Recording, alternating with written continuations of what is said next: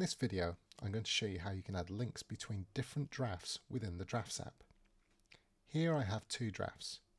They're titled Demo Draft 1 and Demo Draft 2. Starting in Demo Draft 1, if I type two open square brackets and type in the word demo, this immediately starts to search through the list of available drafts whose title contains the word demo. I can keep typing or simply select one.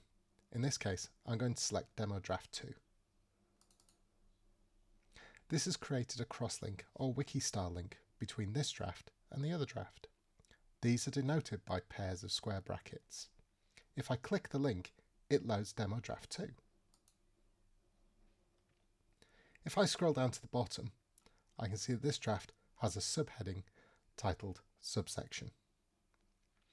I'm going to put the cursor back at the top of this draft and then go back to the Demo Draft 1.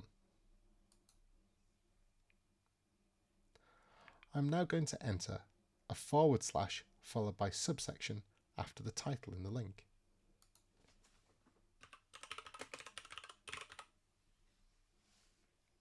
Notice that there is no auto-population this time.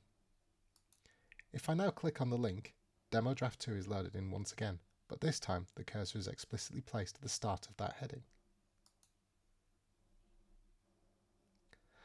I find that being able to link drafts within drafts is very useful.